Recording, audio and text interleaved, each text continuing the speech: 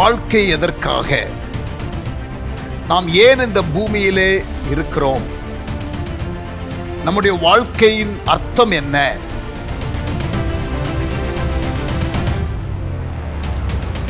வாழ்க்கையின் அர்த்தத்தை அறிந்து வாழும் பொழுது வாழ்க்கை மிகவும் லகுவாகிவிடும். தேவையில்லாத காரியத்திலே நாம் சிக்கிக்கொள்ள மாட்டோம்.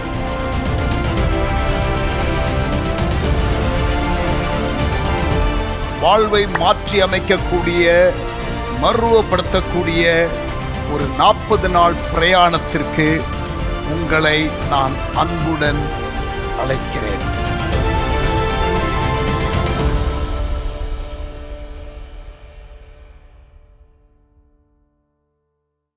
Praise the Lord. Welcome to chapter 36. 36வது அத்தியாயத்திற்கு உங்களை வரவேற்கின்றேன். இதுவரை 4 நோக்கத்தை நாம் முடித்திருக்கிறோம். ஒவ்வொரு நோக்கத்திற்கும் 7 நாட்கள் எடுத்துக்கொண்டோம். ஆனால் இந்த 5வது நோக்கத்திற்குள்ளே இன்றைக்கு நுழைய போகிறோம். இது நமக்கு 5 நாட்கள் மட்டும். 40th டே நாம் முடித்து விடுவோம். இது 40 டே ப்ரோக்ராம்.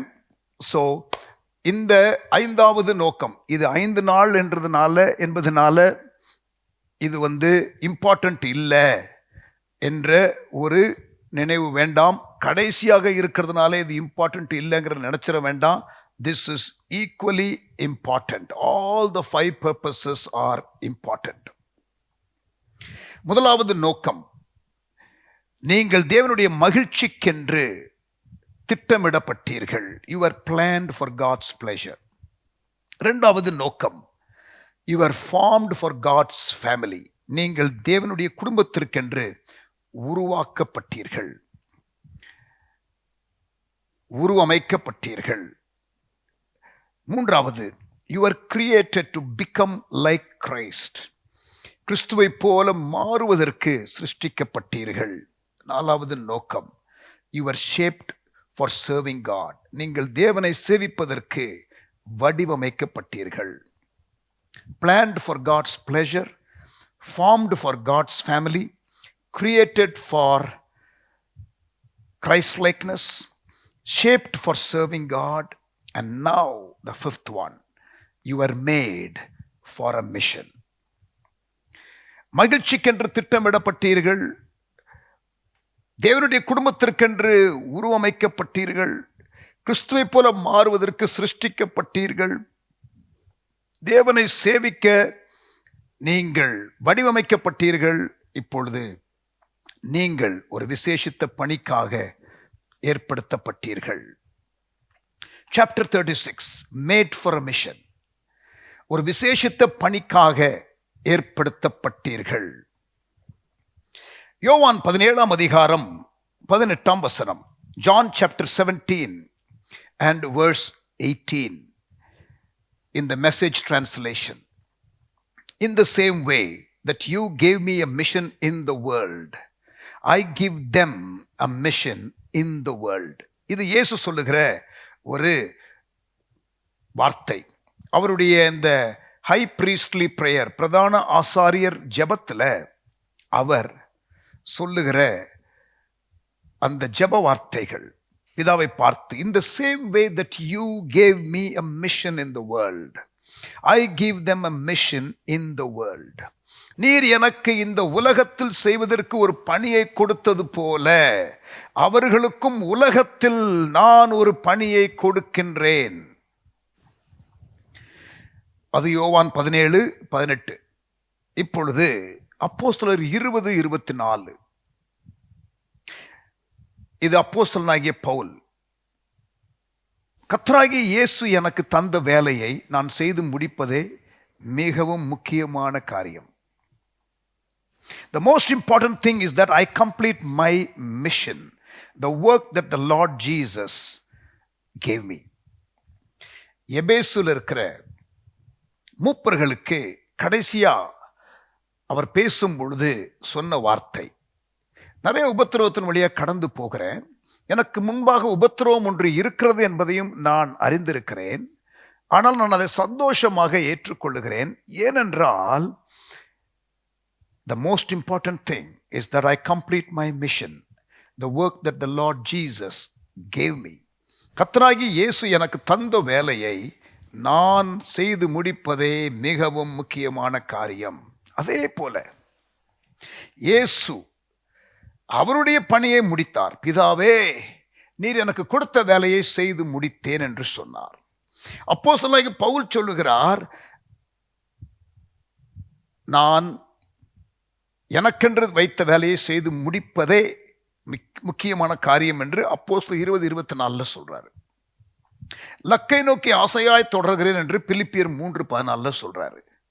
2 தீமோத்தேயு 4:7-8 நல்ல போராட்டத்தை போராடின ஓட்டத்தை முடித்தேன் என்று சொல்லுகிறார். அகிரிப்பா ராஜா முன்பதாக நான் பரம தரிசனத்திற்கு கீழ்ப்படியாதவனாய் இருக்கவில்லை என்று சொல்லுகிறார். இயேசு பிரதான ஆசாரியர் ஜெபத்துல, நீர் எனக்கு இந்த உலகத்திலே செய்வதற்கு ஒரு பணியை கொடுத்தது போல அவர்களுக்கும் உலகத்தில் நான் ஒரு பணியை கொடுக்கிறேன். Dear friends, listen, you were made for a mission. நீங்கள் ஒரு விசேஷித்த பணிக்காக உண்டாக்கப்பட்டீர்கள். தேவன் இந்த உலகத்திலே கிரியை செய்து கொண்டிருக்கிறார். God is at work in the world and he wants you to join him, partnering with God in his eternal plan. அவருடைய நித்திய செயல் திட்டத்தில் உங்களுக்கு ஒரு பங்கு. This assignment is called your mission. Fourth purpose is called your ministry. The fifth purpose is called your mission. இது உங்களுக்கென்று தேவன் வைத்த, உலகத்திலே வைத்த வேலை, சபைக்குள்ளே வைத்த வேலை மினிஸ்ட்ரி, உலகத்திலே வைத்திருக்கிற வேலை மிஷன். ஆண்டவர் உங்களுக்கு 2 விதமான ஊழியங்களை கொடுக்கிறார். 4-5 நோக்கத்தை நான் உங்களுக்கு சரியாக ஒரு பிடிப்புக்குள்ள வருகிறதை போல எக்ஸ்பிளைன் பண்றேன். You have a ministry in the body of Christ. சரீரமாகிய சபையிலே உங்களுக்கு ஒரு பணி உண்டு. And you have a mission in the world. உலகத்தில் உங்களுக்கு ஒரு பணி உண்டு. Your ministry is your service to believers. உங்களுக்கு அந்த 4வது நோக்கம் என்பது விசுவாசிகளுக்கு உங்களுடைய ஊழியம். And your mission is your service to unbelievers. அவிசுவாசிகளுக்கு உங்களுடைய சேவை. இது 4வது நோக்கம், இது 5வது நோக்கம். Your life mission is both shared ministry or mission and specific mission. நல்லா கவனிங்க, இந்த 5வது நோக்கம் இருக்கிறதே, இது உங்களுக்கு ஒரு தனிப்பட்ட விதத்தில் உங்களுக்கென்று ஒரு பிரத்யேக ஒரு பணியையும் தேவன் கொடுத்திருப்பார். மற்றவர்களோடு இணைந்து செய்வதற்கும் ஒரு பணியை கொடுத்திருப்பார். இதை குறித்து நாம் வருகிற நாட்களிலே நாம் பார்க்க போகிறோம். We will look at that in the following chapters, but just it's enough for you to know that your life mission is both shared and specific. மற்றவர்களுடன் இணைந்து குறிப்பாக உங்களுக்கென்று தனித்தன்மையோடு சில காரியங்கள் இருக்கும். ஆங்கிலத்தில் மிஷன் என்ற இந்த வார்த்தை இருக்கிறதே, அது லத்தீன் வார்த்தை, அனுப்புதல், சென்டிங் என்ற வார்த்தையிலிருந்து வருகிற ஒரு வார்த்தை. நீங்கள் கிறிஸ்தவராக இருந்தால் ஆண்டவர் உங்களை உலகத்திற்குள்ளே அவருடைய பிரதிநிதியாக அனுப்புகிறார். யோவான் 20:21, John 20 and verse 21. யோவான் 20:21. இயேசு மறுபடியும் அவர்களை நோக்கி, உங்களுக்கு சமாதானம் உண்டாவதாக என்று சொல்லி, பிதா என்னை அனுப்பினது போல நானும் உங்களை அனுப்புகிறேன் என்று சொன்னார். Being a Christian also includes your responsibility to be a representative of Jesus Christ in the world.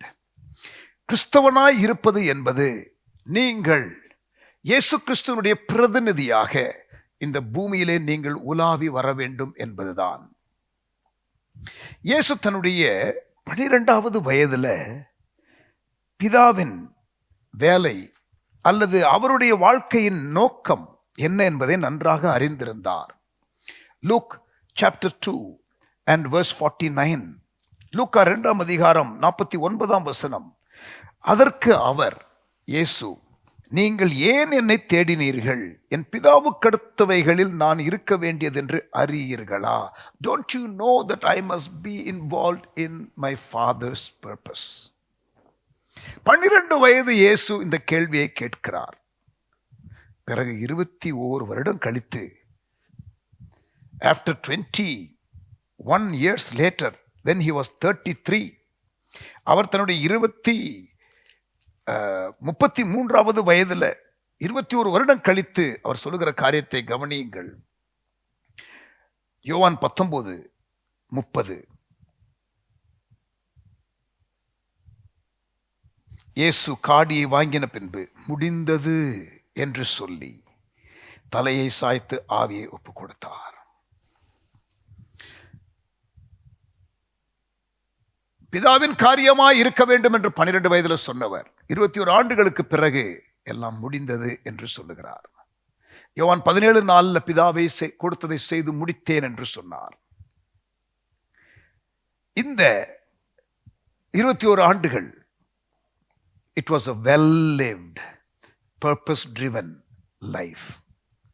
Jesus lived a very purpose-driven life.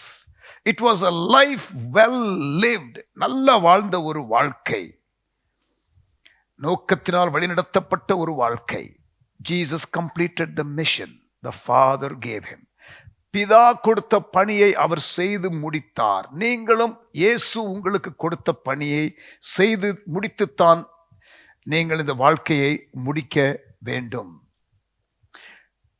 The mission Jesus had while on earth. இயேசு பூமியில இருக்கும் பொழுது அவருக்கு இருந்த ஊழியம், அதுதான் தொடர்ந்து இன்றைக்கு நடந்து கொண்டு இருக்கிறது. அவருடைய சரீரமாகிய சபை.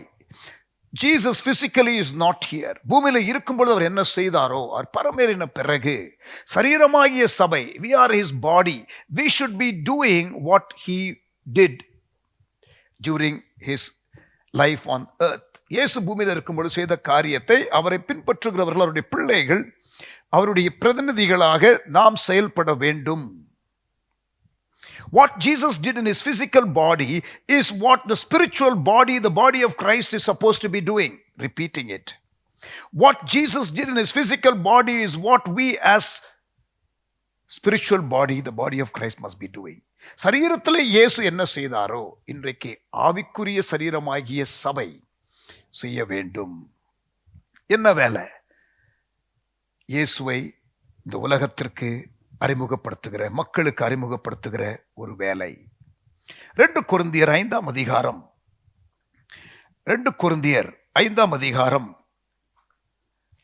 18ஆம் வசனம்.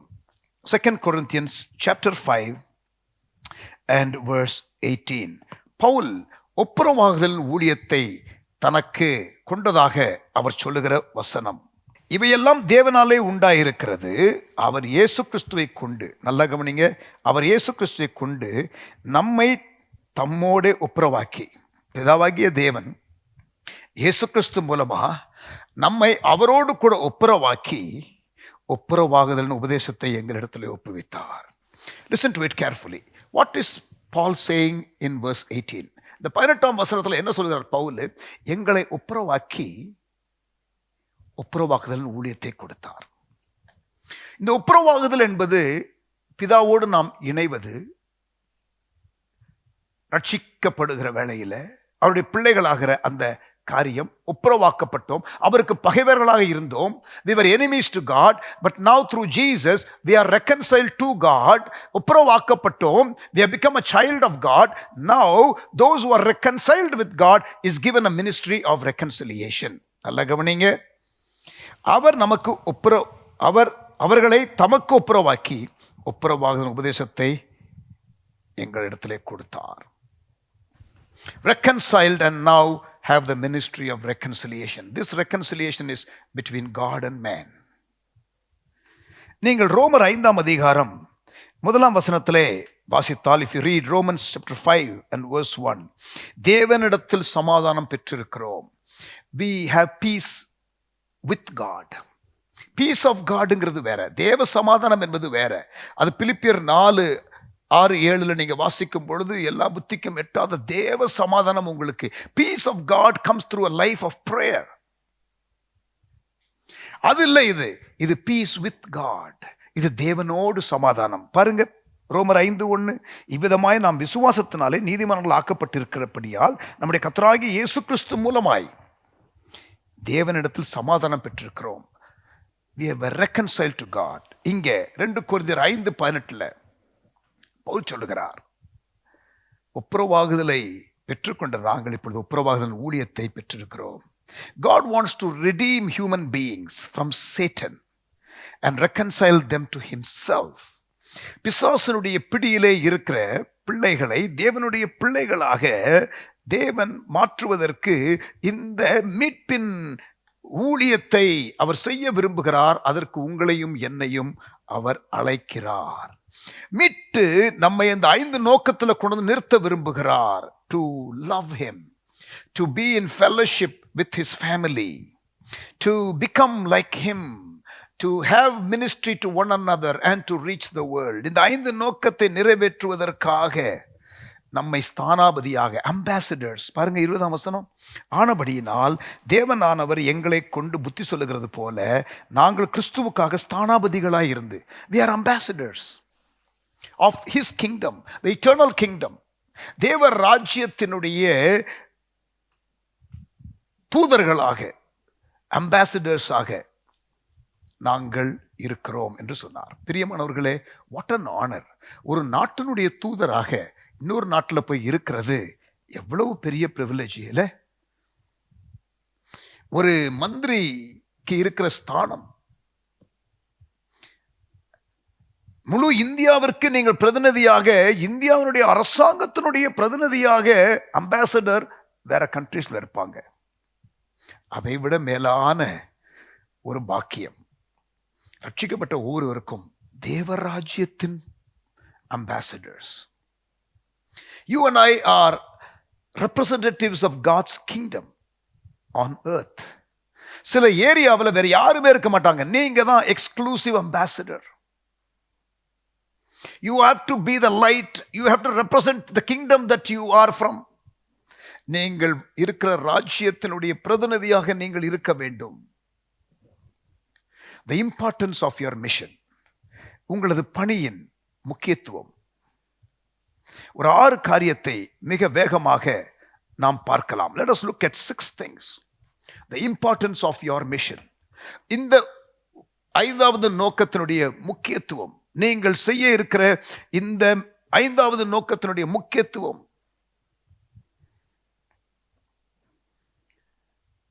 ஆண்டவருடைய மகிமைக்காக வாழுதல் என்பது இந்த 5வது நோக்கமாகிய மிஷன் ஆன் எர்த். நீங்க பூமியில இருக்கும் பொழுது இந்த பூமியில நீங்கள் செய்ய வேண்டிய பணி, இயேசுவை அறியாதவர்கள் நடுவில். இந்த 5வது நோக்கம் எவ்வளவு இம்பார்ட்டன்ட் என்பதை நாம் ஒரு 6 காரியத்தை பார்க்கலாம். Number 1, your mission is important because it is a continuation of Jesus' mission on earth. உங்களுடைய பணி இயேசுவின் பூலோக பணியின் தொடர்ச்சி. ஆகவே இது மிகவும் முக்கியம். இயேசு நம்மை அவரிடத்தில் அழைக்கிறது மட்டுமல்ல, he is also asking us to go for him. Jesus not only calls us to come to him, he also commands us to go for him. இங்க பாருங்க, உங்களுடைய மிஷன் உலகத்தில் is so important, it is so significant. இது இவ்வளவு முக்கியம், இவ்வளவு முக்கியத்துவம் வாய்ந்தது. அதனால தான் இயேசு 5 முறை 5 புஸ்தகத்துல 5 வித்தியாசமான விதங்கள்ல அதே காரியத்தை வலியுறுத்துகிறார். I repeat, Jesus repeated this mission that he has given us 5 times in 5 different ways in 5 different books of the Bible. மத்தேயு 28 19 20, மார்க் 16 15, லூக்கா 24 47, யோவான் 20 21, அப்போஸ்தலர் 1 8, Matthew 28 19 to 20, Mark 16 15, Luke 24 47, John 20 21, Acts 1 verse 8. இந்த 5 கட்டளைகளை தியானித்து பாருங்கள். எங்கே, யாருக்கு, எப்படி,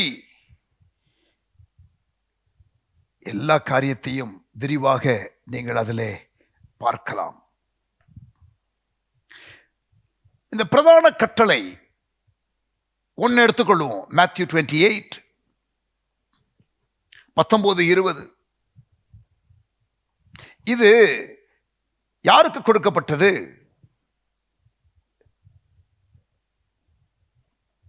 இது இயேசுவை பின்பற்றுகிற எல்லாருக்கும் கொடுக்கப்பட்டது. வெறும் முழு நேர ஊழியர்களுக்கு மட்டுமல்ல, பாஸ்டர்ஸுக்கு, மிஷனரிஸ்க்கு மட்டுமல்ல. திஸ் கிரேட் கமிஷன், இந்த பிரதான கட்டளை எல்லா இயேசுவை பின்பற்றுபவர்களுக்கும் கொடுக்கப்பட்டது. அப்போஸ்தலர் 1:8 பார்த்தீங்கன்னா, பரிசுத்த ஆவியினிடத்துல வரும்பொழுது, அப்ப எல்லாருக்கும் அபிஷேகம்னு இருக்குல்ல, மாம்சமான யாவரும் என்னிடத்துல வருவார்கள், அவர்களை என் ஆவியினால் நிரப்புவேன்னு சொன்னார்ல. I will pour out my spirit on all flesh. கரெக்டா? அப்போ மாம்சமான யாவருக்கும் அந்த அபிஷேகம். அப்ப அபிஷேகம் பெற்ற எல்லாரும் கிரேட் கமிஷனை செய்யணும். Acts 1:8. It is not an option. It is an obligation. This is not just a great suggestion. It is great commission. It should not become a great omission. இந்த பிரதான கட்டளை என்பது பிரதானமாய் ஒதுக்கி வைக்கப்படுகிற காரியமாக இருக்கிறது அநேகருடைய வாழ்க்கையில. இது ஒரு பிரதான ஆலோசனை அல்ல, இது பிரதான கட்டளை. இது முடிந்தால் செய்யலாம் என்ற ஒரு தெரிந்தெடுக்கிற காரியம் அல்ல, இது கட்டாயமாக செய்ய வேண்டிய ஒரு கட்டளை. It is not an option, it is an obligation. To ignore this is disobedience. இதை கீழ்ப்படியாமல் இருக்கும் பொழுது,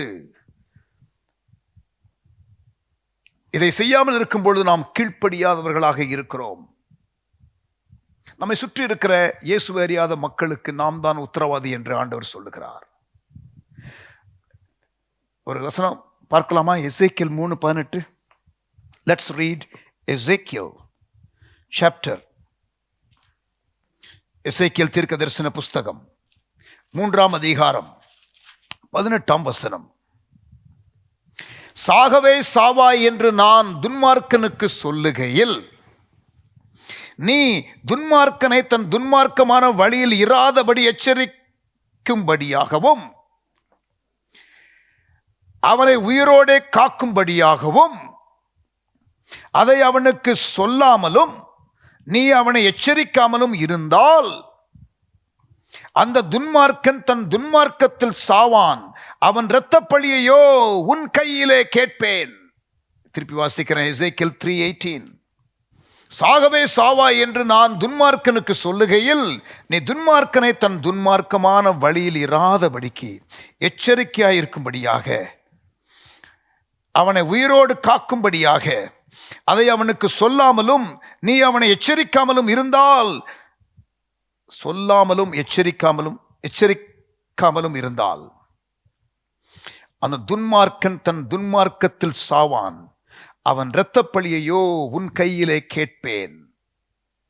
அடுத்த வசனம் 19. நீ துன்மார்க்கனை எச்சரித்தும் அவன் தன் துன்மார்க்கத்தையும் தன் ஆகாத வழியையும் விட்டு திரும்பாமற் போவானாகில் அவன் தன் துன்மார்க்கத்திலே சாவான், நீயோவென்றால் உன் ஆத்துமாவை தப்புவிப்பாய். So until everyone hears, எல்லாரும் சுவிசேஷத்தை கேட்கிற வரை அவன் ஒப்பு கொடுக்கிறது ஒப்பு கொடுக்காதது அவனுடைய பொறுப்பு. ஆனால் எச்சரிக்க வேண்டியது, சொல்ல வேண்டியது உன்னுடைய பொறுப்பு. சில மக்களுக்கு you are the only Christian that those people know and you are responsible. முதலாவது, இயேசுனுடைய ஊழியத்தினுடைய தொடர்ச்சி. ஆகவே இது முக்கியம். இரண்டாவது, your mission is important because it is an awesome privilege. உங்களது பணி முக்கியம் என்றால் இது ஒரு தேவனால் உங்களுக்கு அருளப்பட்ட ஒரு மகிமையான ஸ்லாக்கியம். இது ஒரு பெரிய உத்தரவாதமாக இருந்தாலும் இது ஒரு பாக்கியம். This is an incredible honor. நல்லா கவனிங்க. 2 காரியம். 2 கொரிந்தியர் 5:18 2 கொரிந்தியர் 5:18 நீங்க 2 காரியம் பார்க்கலாம். And what a privilege. எவ்வளவு பெரிய ஸ்லாக்கியம் பாருங்க, எவ்வளவு பெரிய ஸ்லாக்கியம். 2 கொரிந்தியர் 5:18 இவையெல்லாம் தேவனாலே உண்டாயிருக்கிறது. அவர் இயேசு கிறிஸ்துவை கொண்டு நம்மை தம்மோடே ஒப்புரவாகுதலின் ஊழியத்தை கொடுத்தார். 6:1 வாசிக்கிறேன். தேவனுடைய கிருபையை நீங்கள் விருதாவாய் பெறாதபடிக்கு உடன் வேலையாட்களாகிய நாங்கள் உங்களுக்கு புத்தி சொல்லுகிறோம். we are co-laborers with God. இங்க பாருங்க, இந்த ஸ்லாக்கியம், இந்த தேவனுக்காக ஊழியம் செய்கிறது என்பது ஆக்சுவலா தேவனோடு ஊழியம் செய்வது. co-laborers with God என்று 2 கொரிந்தியர் 6:1 பவுல் சொல்லுகிறார். நீங்க மத்தேயு 28:19-20 பார்த்தீங்கன்னா, உலகமெங்கிலும் புறப்பட்டு போங்க, நான் உங்களுடனே கூட இருக்கிறேன். It is not working for God, it is working with God. இங்க பாருங்க, 2 கொரிந்தியர் 6:1 தேவனோடு கூட உடன் ஊழியக்காரர்கள். மத்தேயு 28:19-20 நான் உங்களுடனே கூட இருக்கிறேன் நீங்கள் புறப்பட்டு போகும் பொழுது. நீங்கள் இன்னமும் அப்போஸ்தலர், சிதறப்பட்ட விசுவாசிகள் அந்தியோகியா வரைக்கும் போனார்கள், வேறு ஒரு கலாச்சாரத்தில் உள்ள மக்களை ரீச் பண்ணினார்கள் என்று சொல்லுகிற இடத்துல 21ஆம் வசனம், அப்போஸ்தலர் 11:21 கர்த்தருடைய கரம் அவர்களோட கூட இருந்தது. அநேக ஜனங்கள் விசுவாசிகளாய் கர்த்தரிடத்தில் திரும்பினார்கள். அந்த மாற்று கலாச்சார ஊழியத்தை செய்வதற்காக ஒரு மிஷனரி எஃபர்ட்டை எடுத்து போகிற அந்த அந்தியோகியா வரைக்கும் போன அந்த எருசலேமில் இருந்து சிதறப்பட்ட விசுவாசிகள், அவர்கள் யூதர்களாக இருந்தாலும் கிரேக்கரிடத்திலே போகிறார்கள், வேறு ஒரு மொழி பேசுகிற இடத்துல போகிறார்கள், எபிரேய பாஷை பேசுகிறவர்கள் கிரேக்க மொழி பேசுகிற இடத்துல போகிறார்கள். அங்கே போய் அவர்களுக்கு சுவிசேஷம் சொல்லுகிறார்கள். கர்த்தருடைய கரம் அவர்களோடு கூட இருந்தது. 2 ஸ்லாக்கியம். இரண்டாவது சொன்ன, your mission is a wonderful awesome privilege. இந்த உங்களது பணி முக்கியம் ஏனென்றால் இது ஒரு மகிமையான ஒரு ஸ்லாக்கியம், தேவனுடன் உடன் வேலையாட்களாக இருப்பது. 2 கொரிந்தியர் 6:1 சொன்னேன். மத்தேயு 28:19-20 சொன்னேன், கூட இருந்து செயல்படுகிறார். இப்பொழுது ஆக்ட்ஸ்ல இருந்து உங்களுக்கு ஒரு வசனத்தை நான் காட்டினேன் 11ஆம் அதிகாரத்தில். அது ஒரு ஸ்லாக்கியம், தேவனோடு கூட co-laborers with God. ஆண்டவரோடு கூட I'm a partner with God. I'm a co-worker with God. He counts me to be a partner in his work. Privilege. இரண்டாவது ஸ்லாக்கியம், he gives you the privilege, the honor to represent him, ambassador. 20ஆம் வசனம் 2 கொரிந்தியர் 5:20 ஆனபடினால் தேவனானவர் எங்களை கொண்டு புத்தி சொல்லுகிறது போல நாங்கள் கிறிஸ்துவுக்காக ஸ்தானாபதிகளாயிருந்து தூதனாயிருந்து ஒரு special representative, not any representative, this is ambassador, ஸ்தானாபதி, தேவ ராஜ்யத்தின் ஸ்தானாபதி. பிரியமானவர்களே, இந்த மிஷன்ல நீங்க ஈடுபடும் போது you are co-laborer with God. Number 2, you are an ambassador for God. ஏன் இது இம்பார்ட்டன்ட்? இயேசுனுடைய ஊழியத்தினுடைய தொடர்ச்சியை நாம் செய்கிறோம். இரண்டாவது, நமக்கு கிடைக்கப்பட்ட ஒரு பெரிய ஸ்லாக்கியம். மூணாவது, number 3, why this is important? Telling others how they can have eternal life is the greatest thing you can do for them.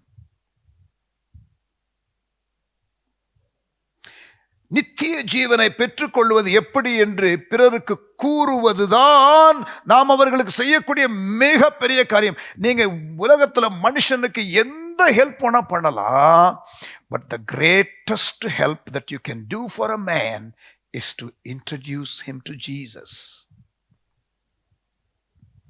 உங்களுக்கு கேன்சர் வியாதியில, எய்ட்ஸ் வியாதியில நிறைய பேர் மரித்துக் கொண்டிருக்கிறார்கள் என்று வைத்துக் கொள்ளுவோம்.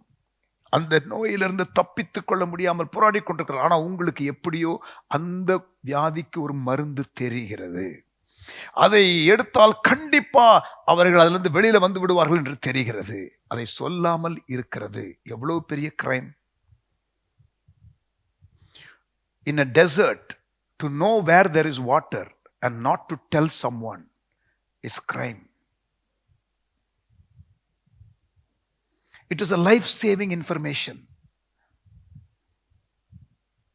நல்லா கவனிங்க. அதை விட அது கூட இந்த பூமியில உள்ள ஒரு வாழ்க்கைக்குத்தான் ஒரு ஹெல்ப். ஆனால் காஸ்பல் ஆஃப் ஜீசஸ், இயேசுவினுடைய சுவிசேஷம், ரட்சிப்பின் சுவிசேஷம், which saves us from eternal damnation, நித்திய ஆக்கினையிலிருந்து, நிரந்தர அழிவிலிருந்து, தேவனை விட்டு பிரிக்கப்படுகிற அந்த நித்தியத்திலிருந்து காப்பாற்றுகிறீர்களே. அந்த ஒரு பாரம் உங்களை சுற்றி இருக்கிற ரட்சிக்கப்படாத மக்களை குறித்த ஒரு ஆத்தும தாகம், அவர்களுடைய அழிவு, அவர்களுடைய நிரந்தர அழிவு உங்க கண்ணு முன்னால. எனி டைம் யாரும் சாகலாம், நாளைக்கு இருக்குன்னு யாருக்கும் நம்ம சொல்ல முடியாது. And this could be the only day, and you could be the only person who can actually direct him or her to eternal destiny, the right side of eternal destiny.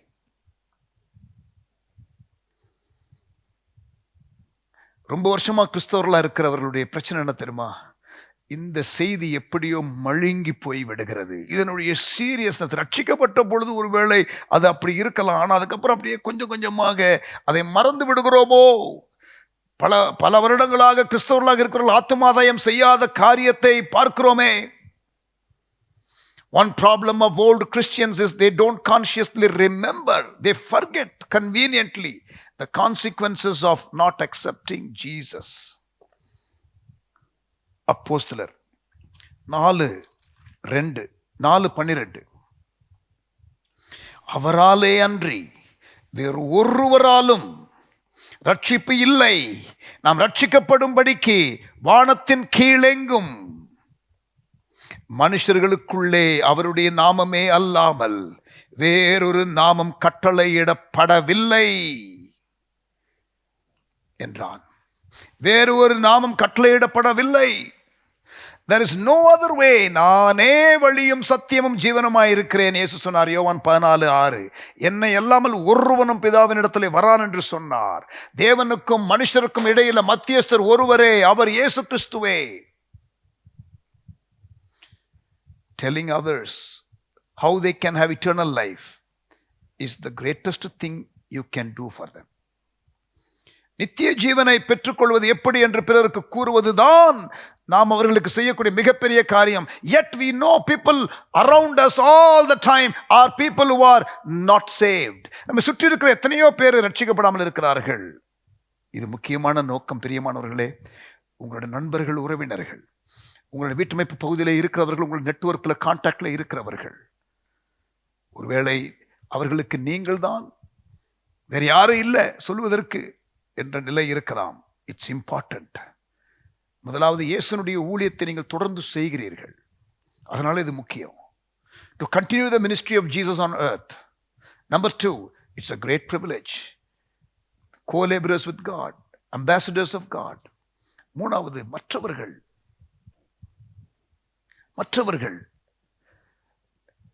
இயேசுவை ஏற்றுக்கொள்வதற்கு நீங்கள் போய் சொல்லுவதுதான் அவருடைய நித்தியத்தையே பாதிக்கக்கூடிய ஒரு காரியம். அந்த செய்தியை கையில் வைத்துக்கொண்டு அவருடைய நித்தியம், ஒரு கையில் ஒரு மருந்து, அதை போய் கொடுத்துட்டா ஒரு மரணத்தோடு போராடுகிறவனுக்கு அவன் உயிரோட வந்துடுவான் அப்படிங்கிறத விட மேலான காரியம் உங்கள் கையில் இருக்குது. ஆனால் கொடுக்காமல் இருக்கிறது எவ்வளோ பெரிய பாவம். Number 4, your mission has eternal significance. அவனுக்கு மட்டுமல்ல, மூணாவது சொன்னது அவனுக்கு. நீங்கள் யாருக்கு சொல்ல போறீங்களோ அந்த நபருக்கு, அவளுக்கு, அவனுக்கு அது முக்கியமான ஒரு செய்தி.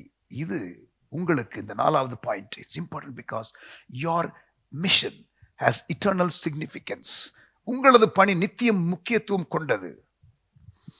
நீங்கள் பூமியில செய்கிற எந்த வேலையும், however important the work is, however great your work is, however big your job is, even being a president of a country, எவ்வளவு பெரிய ஒரு வேலையா இருந்தாலும் நான் சொல்றேன், அந்த வேலையினுடைய டைரக்ட் இம்பேக்ட் அங்க இருக்க போவது இல்லை. ஆனால் நீங்கள் ஒருத்தருக்கு சுவிசேஷம் சொல்லும் பொழுது அதனுடைய இம்பேக்ட் பரலோகத்தில் தெரியும். the consequence or the impact of this mission is eternal.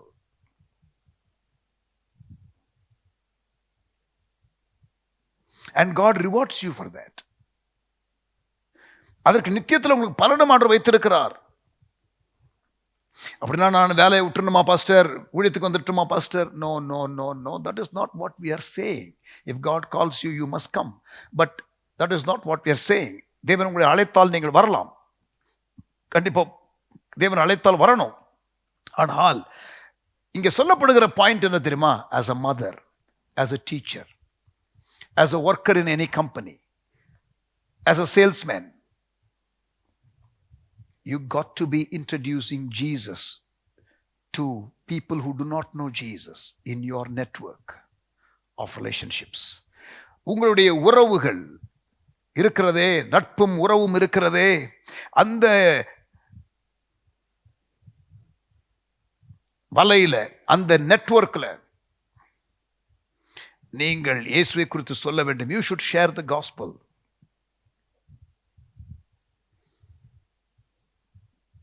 யோவான் 9:4, John chapter 9 and verse 4. பகற்காலம் இருக்கும் மட்டும் நான் என்னை அனுப்பினவருடைய கிரியைகளை செய்ய வேண்டும். ஒருவனும் கிரியை செய்யக்கூடாத ராக்காலம் வருகிறது. The clock is ticking. Don't waste another day.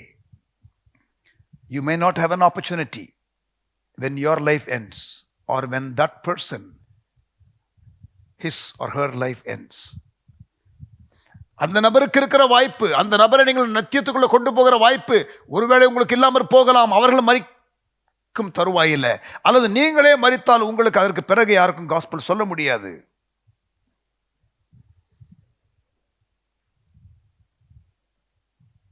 எத்தனை பேருக்கு ஆண்டவரை பற்றி சொல்லுகிறீர்கள், சொல்லி வருகிறீர்கள்?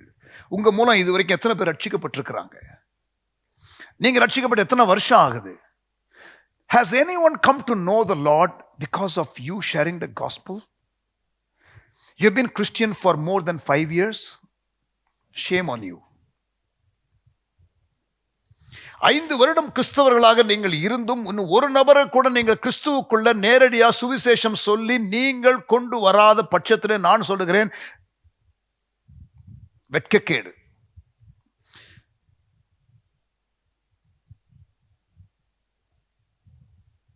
இதுதான் நித்தியத்தில் உங்களை நீங்க செய்த காரியத்திற்கான இம்பாக்டை நேரடியாக நீங்க பார்க்கக்கூடிய காரியம். This is one of your life purpose. உங்களை மீட்டெடுத்ததற்கான ஒரு முகாந்திரம் இது. Why it is important? ஏன் இது முக்கியம்? இயேசுனுடைய பூமியிலே செய்த ஊழியத்தின் தொடர்ச்சி. பிதாவினிடத்தில் நம்மை ஒப்புரவாக்குவதற்கு அவர் வந்தார். இப்பொழுது நம்மை ஒப்புரவாக்கி ஒப்புரவாகுதல் ஊழியத்தை நம்மிடத்தில் கொடுத்திருக்கிறார். நாம் பிறருக்கு அதை செய்ய வேண்டும். 2வது, இது ஒரு பெரிய பாக்கியம். அவரோடு கூட இருந்து சேர்ந்து ஊழியம் செய்வதற்கு அழைக்கிறார். He is calling you to partner with him. Don't reject his invitation. And he is asking you to be an ambassador. ஒரு நாட்டினுடைய பிரதிநிதியா தூதரா இருக்கிறதை விட மேலானது. மூன்றாவது, ஏன் இது இம்பார்ட்டன்ட், நீங்கள் பேசுகிற நபரை நித்தியத்திற்கு வேர் பிரிக்கக்கூடிய ஒரு லைஃப் சேவிங் ஒரு காரியத்தை விட மேலானது. நாலாவது, உங்களுடைய பூமியிலே செய்கிற எந்த வேலையை விட இந்த காஸ்பல் ஷேர் பண்ணி ஒருத்தன் ஆண்டவருக்குள்ள கொண்டு வர்ற காரியம் இருக்கிறதே, இதை முழு நேர ஊழியர் மட்டும் செய்ய வேண்டிய அவசியம் இல்லை, பாஸ்டர் மட்டும் செய்ய வேண்டிய அவசியம் இல்லை, இவாஞ்சலிஸ்ட் மட்டும் செய்ய வேண்டிய அவசியம் இல்லை, ஒவ்வொரு விசுவாசியும் செய்ய வேண்டும். ஐந்தாவது, number 5, your mission gives your life meaning. உங்களது பணி உங்களது வாழ்க்கைக்கு ஒரு அர்த்தத்தை தருகின்றது. அப்போஸ்தலர் 20:24, Acts 20 and verse 24.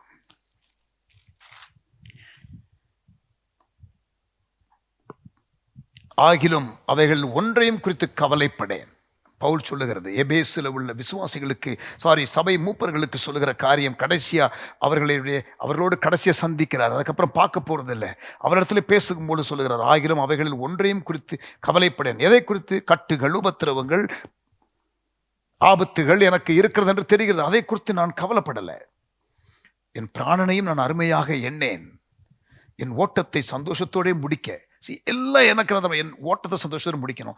தேவனுடைய கிருபையின் சுவிசேஷத்தை நல்லா கவனிங்க. தேவனுடைய கிருபையின் சுவிசேஷத்தை பிரசங்கம் பண்ணும்படிக்கு நான் கர்த்தராகிய இயேசுவினிடத்தில் பெற்ற ஊழியத்தை நிறைவேற்ற விரும்புகிறேன். One thing matters in life for me, that I preach the gospel to people. வேற எதை குறித்து நான் கவலைப்படலை. ஆபத்துகள், மோசம், நாசம் எதை குறித்து கவலைப்படலை. என் பிராணனை கூட நான் பெரிதாய் எண்ணலை. இப்படி எனக்கென்று என்ன வைத்தாரோ அந்த வேலையை நான் செய்து முடிக்க விரும்புகிறேன். Listen to this quote. இந்த ஒரு நபர் சொன்ன ஒரு கொட்டேஷனை கவனிங்க. The best use of life is to spend it for something that outlasts it.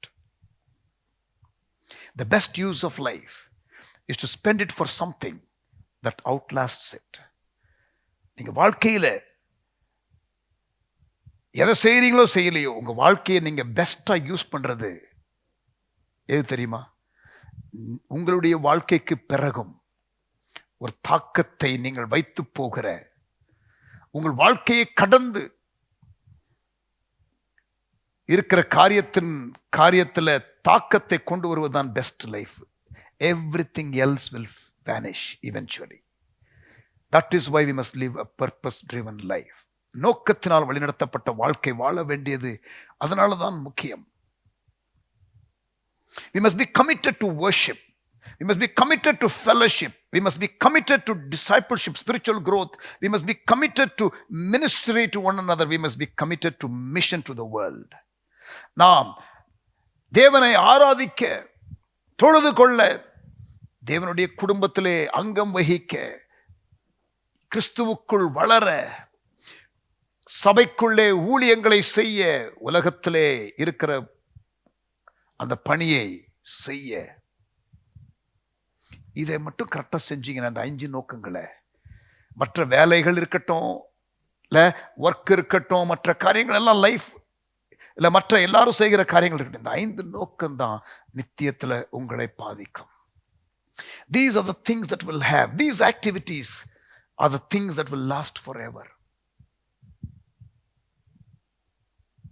இங்க பாருங்க, உங்க முழு லைஃப்ல ஒரே ஒரு நபர் தான் உங்க மூலம் ஆண்டவருக்குள்ள வந்திருக்காருன்னு வச்சுக்கோங்களேன். That is still worth it, brother. That is still worth it, sister. இதுவரைக்கும் ஒருத்தரையாவது ஆண்டவருக்குள்ள கொண்டு வந்த ஒரு நிறைவு இருக்கா? நான் ஒரு கூட்டத்துக்கு கூட்டு போனேன், நாங்கள் ஒரு அது good, better than not bringing. But நீங்கள் அந்த joy of leading someone to the Lord, ஒருத்தர் ஆண்டவருக்குள்ள கொண்டு வருகிற அந்த ஒரு ஜாய், ஒரு காணாமல் போன ஆடு வந்தால் எவ்வளோ சந்தோஷம், காணாமல் போன வெள்ளிக்காசு வந்தால் எவ்வளோ சந்தோஷம், காணாமல் போன மகன் வந்தால் எவ்வளவு சந்தோஷம். அந்த ஒரு சந்தோஷத்தை கர்த்தர் உங்களுக்கு தர விரும்புகிறார். பரலோகத்திற்கு சந்தோஷத்தை கொண்டு வருகிற ஆக்ட் அது. பரலோகம் உங்களுக்கு சந்தோஷத்தை கொடுக்கிற காரியங்கள் நிறைய இருக்குது. ஆனால் கவனிங்க, நீங்கள் ஒரு ஆத்மாவை ஆதாயப்படுத்தின பரலோகத்துக்கு நீங்கள் சந்தோஷம் கொடுக்கலாம். என்ன பாஸ்டர், திருநெல்வேலிக்கு அல்வா மாதிரி இருக்குது. ஆமா, பரலோகத்துக்கே சந்தோஷம் கொடுக்கக்கூடிய காரியம். ஒரு பாவி மனம் திரும்புகிற நிமித்தம் பரலோகத்தில் பெரிய ஒரு பார்ட்டி உண்டாகுமா? லூக்கா 15 படிச்சு பாருங்க. 3 ஸ்டோரிஸ் இருக்கிறது. There is great rejoicing in heaven because one soul has come to know him. லூக்கா 15 நான் வாசிக்கிறேன் பாருங்க. லூக்கா 15 அந்த காணாமல் போன ஆடு, காணாமல் போன வெள்ளிக்காசு, காணாமல் போன மகன், அந்த ஸ்டோரியில 10ஆம் வசனம். அது போல மனம் திரும்புகிற ஒரே பாவியின் நிமித்தம் தேவனுடைய தூதருக்கு முன்பாக சந்தோஷம் உண்டாயிருக்கிறது என்று உங்களுக்கு சொல்லுகிறேன்.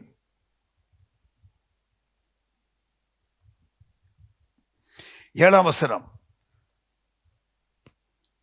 மனம் திரும்ப அவசியமில்லாத 99 நீதிமான்களை குறித்து சந்தோஷம் உண்டாகிறதை பார்க்கலும் மனம் திரும்புகிற ஒரே பாவியின் நிமித்தம் பரலோகத்தில் மிகுந்த சந்தோஷம் உண்டாயிருக்கிறது என்று உங்களுக்கு சொல்லுகிறேன். 7ஆம் வசனம் லூக்கா 15. 10ஆம் வசனம் லூக்கா 15.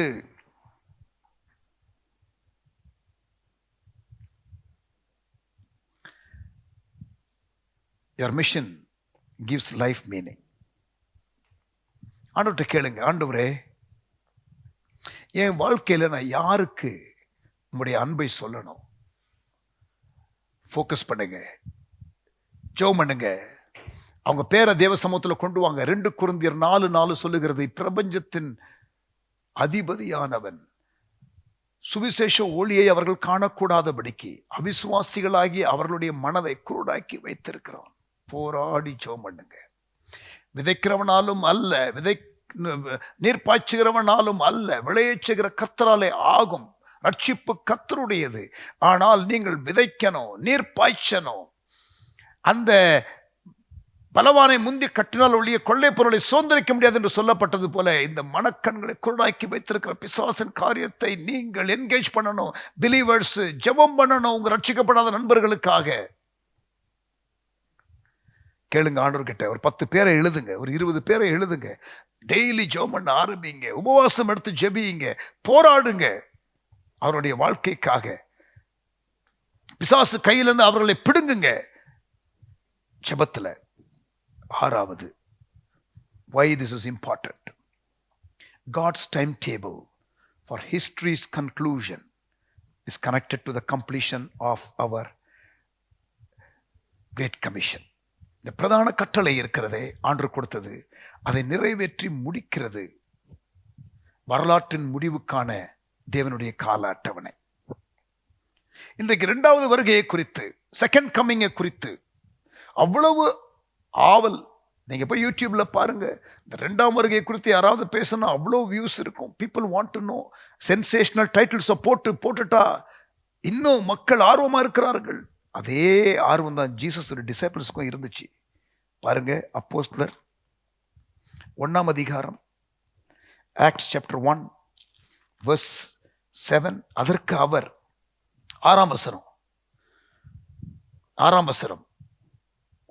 அப்பொழுது கூடி வந்திருந்தவர்கள் அவரை நோக்கி, யாரு? உயிர்த்தெழுந்த இயேசு 40 நாள் காட்சி அளிக்கிறார். 40 days is appearing. அந்த டைம்ல சீஷர்கள் தேவராஜ்யத்தை குறித்து பேசினார்கள். இயேசு அந்த சீஷர்களுக்கு தேவனுடைய ராஜ்யத்தை குறித்து அவர்களோடு கூட பேசினார் என்று 40 நாள் அளவும் அப்போஸ்தலருக்கு தரிசனமாகி தேவனுடைய ராஜ்யத்துக்குரியவைகளை அவர்களுடனே பேசினார் என்று 3ஆம் வசனத்தில் இருக்கிறது. ஆக்ட்ஸ் 1:3. பேசும்பொழுது கடைசியாக அவர் கேட்குறாங்க, 6ஆம் வசனம், அப்போஸ்தலர் 1:6. அப்பொழுது கூடி வந்திருந்தவர்கள் அவரை நோக்கி, ஆண்டவரை, இக்காலத்திலா ராஜ்யத்தை இஸ்ரவேலுக்கு திரும்ப கொடுப்பீர் என்று கேட்டார்கள். அதாவது prophecy concerning the future, prophecy concerning the kingdom. ஆண்டவருடைய வருகை, உலகத்தின் முடிவு ஆகிய காரியத்தை சம்பந்தப்பட்ட கேள்வி அவர்கள் கேட்கிறார்கள். இயேசு என்ன பண்றாரு தெரியுமா? அந்த அவர்களுடைய ப்ராஃபஸியை குறித்து அவர்கள் கேட்ட கேள்விக்கு அவர் குயிக்கா அவர் கொடுக்குற ஆன்சரை பாருங்க. இடையில சுவிசேஷன் சொல்ற வேலையை பாடுறான்ற மாதிரி இருக்குது. 8ஆம் வசனம் அல்லது அங்கே 7ஆம் வசனம் சொல்றாரு, பிதாவானவர் தம்முடைய ஆதீனத்திலே வைத்திருக்கிற காலங்களையும் வேலைகளையும் அறிகிறது உங்களுக்கு அடுத்ததில். இப்போ இதை போட்டு ஃபோக்கஸ் பண்றீங்களே, தப்பு. ஃபோக்கஸ் எது தெரியுமா இருக்கணும்? பரிசுத்த உங்க இடத்துல வருவார். அப்பொழுது எருசலேமில், யூதேயாவில், சமாரியாவில், பூமியில் கடைசி மட்டும் சாட்சிகளாக இருங்கள். While the disciples wanted to talk about prophecy, Jesus quickly switched topic and the conversation became evangelism.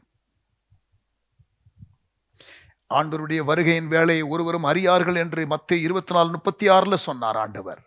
அதே 24:14 சொல்றாரு, இந்த ராஜ்யத்தின் சுவிசேஷம் எல்லாருக்கும் அறிவிக்கப்படும், அப்பொழுது முடிவு வரும். Matthew 24:14 அதுலயும் பாருங்க, மத்தேயு 24:14 இயேசு சிலுவைக்கு போகிறதுக்கு முன்னாலே அதே கேள்விதான். என்ன கேட்கிறாங்க? உலகத்தின் முடிவுக்கும் உம்முடைய வருகைக்கும் அடையாளம் என்ன? Matthew 24 அவர் சிலுவைக்கு போற வாரத்துக்கு முன்னால இயேசு சிலுவைக்கு போயிட்டு உயிர்த்தெழுந்து 40 நாள் பரலோகத்துக்கு போறதுக்கு முன்னாடி அதே கேள்வி சீஷர்கள், வருகைக்கும் உலகத்தின் முடிவுக்கும் என்ன? ஆக்ட்ஸ் 1:6 கேட்ட கேள்விதான். முன்னாடியே மத்தேயு 24 அவங்க கேட்ட கேள்வியும். Matthew 24 and verse 3 உம்முடைய வருகைக்கும் உலகத்தின் முடிவுக்கும் அடையாளம் என்ன என்று கேட்டார்கள். அதற்கு இயேசு அடையாளத்தெல்லாம் கொடுத்து, கடைசி அடையாளம் இந்த ராஜ்யத்தின் சுவிசேஷம் சகல ஜாதிகளுக்கும் அறிவிக்கப்படும், அப்பொழுது முடிவு வரும் என்று சொன்னார். இடையில ஒருவனும் உங்களை வஞ்சிக்காதபடி எச்சரிக்கையாயிருங்கள். உலகத்திலே யுத்தங்கள் வரும், உலகத்திலே இனக்கலவரங்கள் வரும், உலகத்திலே இயற்கை சீற்றங்கள் வரும், உலகத்திலே உபத்திரவங்கள் வரும். கடைசியாக இந்த சுவிசேஷம் எல்லாருக்கும் அறிவிக்கப்படும். அதே அதிகாரத்தில் 36 அவருடைய வருகையின் நாளிகையை ஒருவரும் அறியார்கள். இந்த அதுலதான் நீ கவனமா இருக்கிற. 2ஆம் வருகையை குறித்து கவனமா இருக்கிற. 1ஆம் வருகையை பற்றி தெரியாத மக்கள் எத்தனை பேர் இருக்கிறார்கள்? Why are you getting into a debate on second coming when people have not heard about the first coming? Church,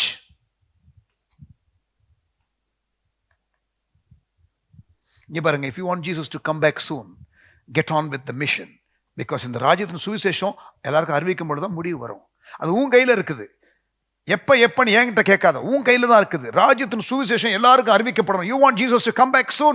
Get involved in evangelism. Get involved in missions. Luca 9:62, Luke 9 verse 62 அதற்கு அவர், கலப்பையின் மேல் தன் கையை வைத்து பின்னிட்டு பார்க்கிற எவனும் தேவனுடைய ராஜ்யத்திற்கு தகுதியுள்ளவன் அல்ல என்றார். பேசிக்கா என்ன சொல்றாருன்னா, don't get distracted from your mission. Don't get distracted. எதற்காக ஆண்டவர் உங்களை அழைத்தாரோ அதில் ஃபோக்கஸ் பண்ணுங்க. நான் எதற்காக பிடிக்கப்பட்டேனோ அதை நான் ஆசையாய் பிடித்துக் கொள்ளுகிறேன், லக்கை நோக்கி ஓடுகிறேன். Don't get distracted. அழிவுள்ள கிரீடத்தை பெறும்படி மக்கள் ஓடுகிறார்கள். ஒலிம்பிக்ஸ் கோல்டு மெடல் அதுக்காக ஓடுறாங்க. எவ்வளோ ஒழுக்கத்துக்குள்ள வர்றான் அவன். அழிவில்லாத இன்கரப்டபிள் கிரவுன் பெற்றுக்கொள்கிறதுக்கு நான் எவ்வளவாய் ஒழுக்கமாய் இருக்க வேண்டும் என்று 1 கொரிந்தியர் 9ஆம் அதிகாரத்தில் கடைசியில் பவுல் சொல்லுகிறார். மற்றவர்களுக்கு பிரசங்கிக்கிற நான் தானே ஆகாதவனாய் போகக்கூடாதுன்னு சொல்றாரு.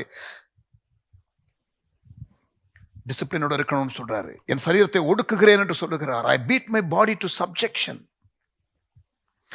6 காரியங்களை பார்த்தோம். தேவனுடைய இந்த மகத்தான படி, இந்த 5வது நோக்கம், இயேசுவினுடைய ஊழியத்தை தொடர்ந்து பூமியிலே செய்கிற ஒரு ஸ்லாக்கியம், அவருடைய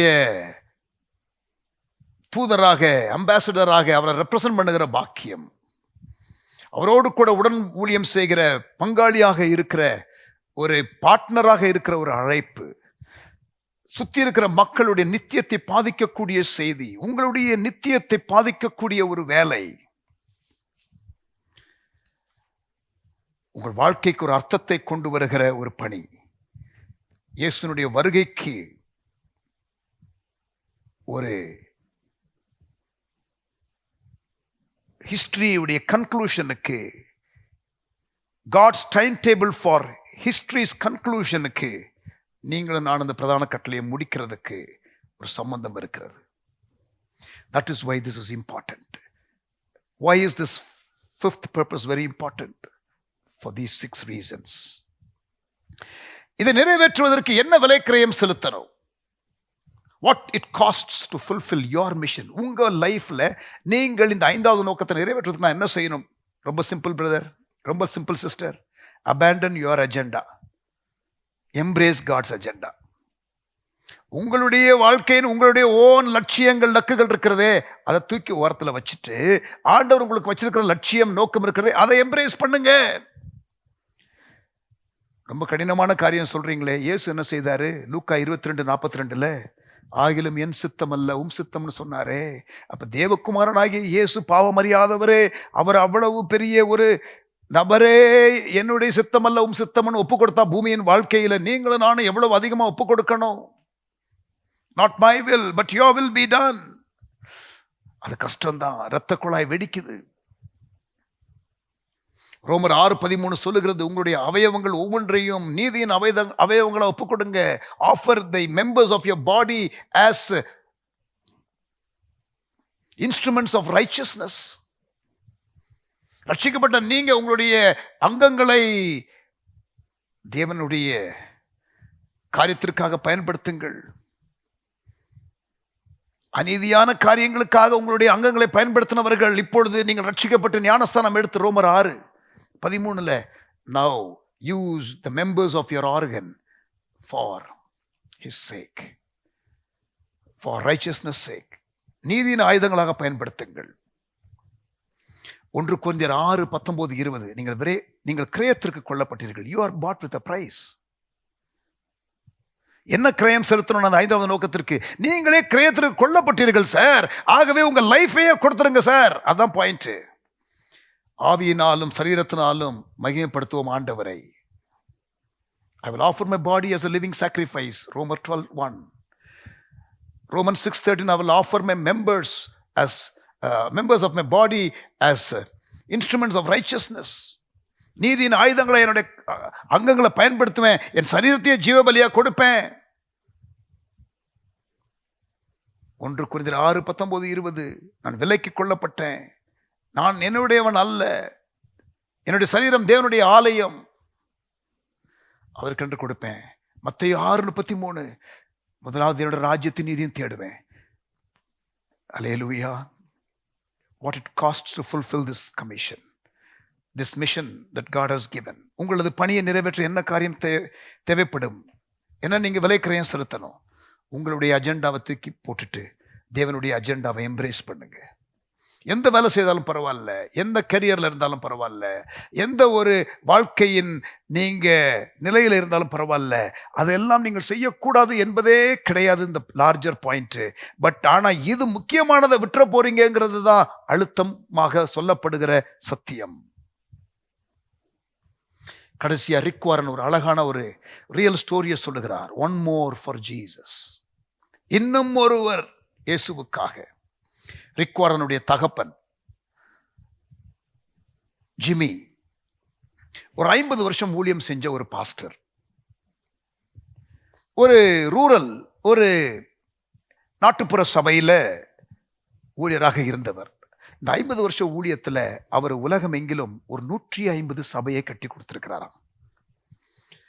கடைசியில் அவருடைய கேன்சர்ல அவர் போராடும் பொழுது 1999 கேன்சரோடு போராடி கொண்டிருக்கும் பொழுது ஃபைனல் வீக், இன்னும் ஒரு வாரம் மரிக்கிறதற்கு, அந்த நோய் வலி அதையும் கொண்டு வரும், பெயின். கடைசி ஒரு வாரம் செமி கான்சியஸா, அதாவது முழுமையா அந்த விழிப்பா இல்லை, அந்த நிலையில தூங்கவே முடியல. எப்ப பகல் எப்ப இரவுன்னு தெரியல, தூக்கம் வரல, செமி கான்சியஸ் ஸ்டேட்ல 24 மணி நேரமும் இருந்ததாக அவர் எழுதுகிறார். ரிக் வாரன் அவர் பக்கத்திலே அந்த கடைசி வாரம் இருந்திருக்கிறார். அவரு அந்த செமி கான்சியஸ் ஸ்டேட்ல புலம்புவாராம், கனவுகளை காண்பாராம். அவரு தூக்கத்தில் புலம்புகிறதை போல புலம்புவாராம். அவர் கட்டின சபைகளை குறித்து, அவர் பல தேசங்களிலே கட்டின சபைகளை குறித்து தான் பேசிக்கொண்டே இருப்பாராம். The man dying was talking about church buildings in his dreams என்று எழுதுகிறார். கடைசியா சாகிற நாள்ல அவரு ரிக் வாரன், அவருடைய ஒய்ஃப், இன்னொரு உறவினர் பக்கத்தில் இருக்கும் பொழுது அவ்வளோ பலவீனமாக இருந்தவர் டக்குன ஒரு நாள் அப்படியே பெட்ல எழுந்திருக்க ட்ரை பண்றாரு, எழுந்திருக்க முடியல, எழுந்திருக்க ட்ரை பண்றாரு. ரிக் வாரனுடைய ஒய்ஃப் அவருடைய மாமனாரை பார்த்து, Jimmy, what are you trying to do? என்ன செய்ய ட்ரை பண்றீங்க என்று கேட்டதற்கு அவர் சொன்னாரா, got to save one more for Jesus. got to save one more for Jesus. இன்னும் ஒருவரை இயேசுவுக்காக கொண்டு வரணும்னு அவரு கிட்டத்தட்ட ஒரு மணி நேரத்துல ஒரு 100 முறை சொல்லிக்கிட்டே ஏக்கத்தோட அந்த மரணப்படுக்கையில போராடினாராம். ரிக் வாரன் பெட் பக்கத்துல இருந்து கண்ணீரோட ஆண்டவருக்கு நன்றி செலுத்தினாராம். ஆண்டவரே, இவ்வளவு பெரிய ஒரு விசுவாசம் உள்ள ஒரு தந்தையை எனக்கு கொடுத்ததற்காக ஸ்தோத்திரம்னு சொன்னாராம்.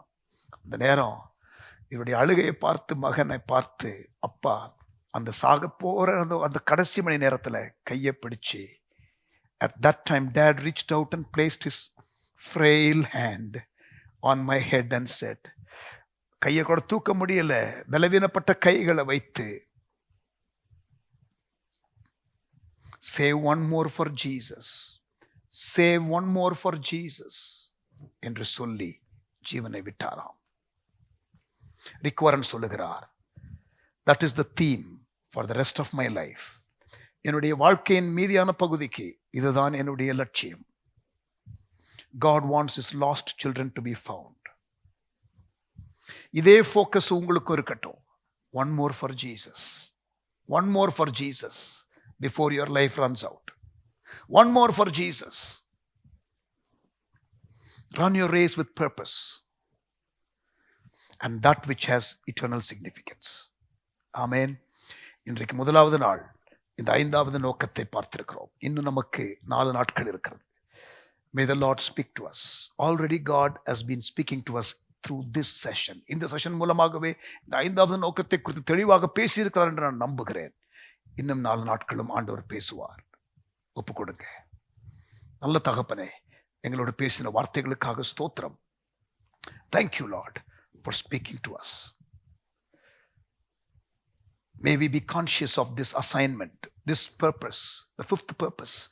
இந்த 5வது நோக்கத்தை குறித்து நாங்கள் கவனமாக இருக்க உதவி செய்யும். இயேசுவின் நாமத்தில் ஜெபிக்கிறோம் நல்ல பிதாவே. ஆமென். Praise the Lord. மிகவும் ஸ்ட்ராங்காக இமோஷனலாக ஸ்டர் பண்ணுற காரியம் மட்டுமல்ல, இறுதியாக அது இருந்தாலும் சாலிடா பிப்ளிக்கல் கண்டென்ட். ஆமேன். இதற்காகத்தான் கர்த்தர் நம்மை கரம் பிடித்திருக்கிறார். ஒப்புரவாக ஊழியத்தை கொடுத்திருக்கிறார். Be involved in this. Let's meet tomorrow and explore more. God bless you.